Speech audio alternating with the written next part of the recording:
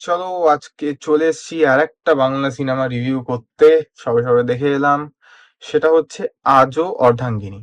হ্যাঁ, কৌশিক গাঙ্গুলির আজও অর্ধাঙ্গিনী। এটা হচ্ছে আগে উনি যে ফিল্মটা ডিরেক্ট করেছিলেন সেটা হচ্ছে অর্ধাঙ্গিনী, সেটারই সিকুয়েল। তো কেমন লাগলো সেটা? আমার তো পার্সোনালি খুব ভালো লেগেছে। মানে it's literally Churni Ganguly জয়াসান show. মানে মনে হচ্ছিল যে দুজন দুজনের পরিপূরক।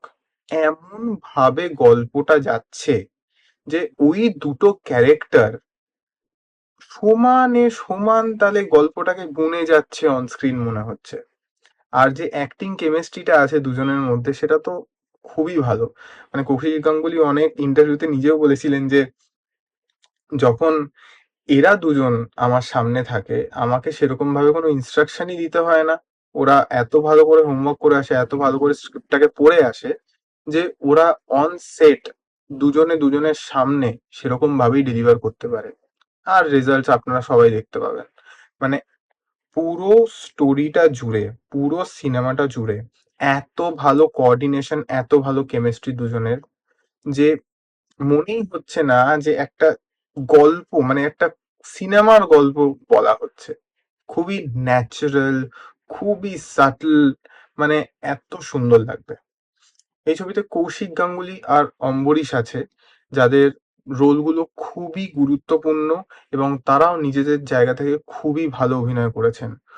কৌশিক সেনের একটা খুব বড় প্লাস পয়েন্ট সেটা হচ্ছে উনি একটা সিনে এমন কিছু জায়গায় যেখানে এক্সপ্রেশন ওরিয়েন্টেড অ্যাক্টিং করাটা দরকার উনি সেই জায়গাগুলো এত সুন্দর, এত ভালো করেন যে মানে দেখে মুগ্ধ হয়ে যেতে হয় লিটারালি। এই সিনেমায় একটা সাপোর্টিং রোলে ইন্দ্রাশিসও আছে, যে কিনা মানে নিজের যতটুকু পার্ট ছিল খুব ভালো নিভিয়েছে এবং খুব ভালো করে সেই জায়গাগুলোকে, মানে হয় না এক একটা সময় এক একটা সিনেমায় যে একটা স্টোরির কিছু জায়গায় ব্ল্যাঙ্কস তৈরি হচ্ছে, সেটাকে তোমায় ফুলফিল করতে হবে। তো ইন্দ্রাশিসের রোলটা কিন্তু আমার কাছে সেরকমই ছিল, but he has carried out that very well. মানে নিজের রেসপন্সিবিলিটি যেটা মানে ডিরেক্টর ওনাকে দিয়েছিলেন খুবই ভালো, মানে এক্সিকিউট করেছেন উনি সেটাকে। সিনেমাটোগ্রাফি নিয়ে এই সিনেমায় অ্যাটলিস্ট আমার সেরকম ভাবে বলার কিছু নেই, কারণ এটা তো একটা ড্রামা। তো ড্রামা এবং ম্যাক্সিমামটা ইনডোর ড্রামা। তো সেখানে সিনেমাটোগ্রাফি আলাদা করে কিছু বলার নেই। খুবই ছিমছাম এবং ব্লক শটস প্রচুর আছে, যেটা কিনা স্টোরিটাও ডিমান্ড করছে। এবার আসি স্ক্রিন প্লেতে। স্ক্রিন প্লেটা মানে যেরকম আমরা অর্ধাঙ্গিনী স্ক্রিন প্লে দেখেছিলাম, সিম্পল বাট স্টেডি, সেরকমই একটা স্ক্রিন প্লে এখানে আমরা দেখতে পাই। মানে মোট কথা হচ্ছে অর্ধাঙ্গিনী ফিল্মের যে টোনালিটিটা ছিল আজও অর্ধাঙ্গিনীরও সেম রাখতে পেরেছে, এবং সেটা আমার মনে হয় is a very tough job to do, যেটা কৌশিক গাঙ্গুলি ওয়েল এক্সিকিউট করেছে। আগের গল্পটা মানে অর্ধাঙ্গিনী যেখানে শেষ হয়েছিল, এটা হয়তো এক্স্যাক্টলি সেখান থেকে আরম্ভ হচ্ছে না, বাট একটু পরের কয়েক বছরের যে গল্পটা সেটাই দেখানো হচ্ছে আর কি। তো এই গল্পে অ্যাকচুয়ালি ডিরেক্টর একটা খুব মুন্সিয়ানা দেখিয়েছেন এখানে, যে আগের গল্পে চূর্ণী গাঙ্গুলির সাথে যেটা হয়েছিল, এই গল্পে কৌশিক সেনের সাথে সিমিলার একটা জিনিস হচ্ছে।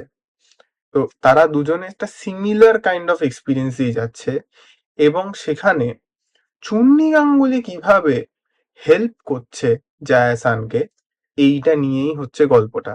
আমরা জানি আগের গল্পেও জয়া এহসান ওয়াজ হেল্প বাই চুন্নি গাঙ্গুলি, এখানেও সেটা হচ্ছে but under a very different circumstance and situation. এবার এই জয়া এহসান আর চুন্নি গাঙ্গুলি মিলিয়ে যে অ্যাডেড কনফ্লিক্টস গুলো সেটা কিভাবে লড়বে এবং তারা জিতবে না হারবে, কি হবে সেটা জানার জন্য আমার মনে হয় আজও অর্ধাঙ্গিনীটা দেখতে হবেই হবে। তো খুবই ইন্টারেস্টিং একটা প্লট সেখানে। তো story wise is a very well written story.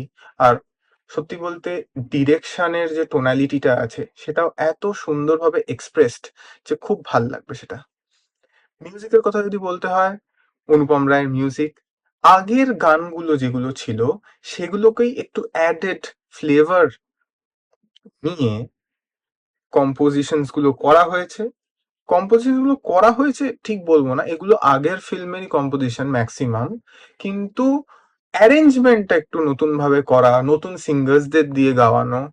আর সেখানে বিশেষ করে লগ্নজিতার কথা তো বলতেই হয়, কারণ আমার খুব প্রিয় গান যেটা শরীর ভালো নেই আমার, সেটাও গেয়েছে এই সিনেমাটায়।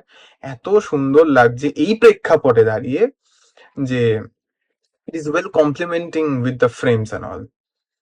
আর তারপরে যদি কথা বলতে চাই যে বিজিএম এর, তো বিজিএমটা প্রত্যেকটা ফ্রেমকে সাপোর্ট করে এবং গল্প বলাকে এগিয়ে নিয়ে যেতে পারে।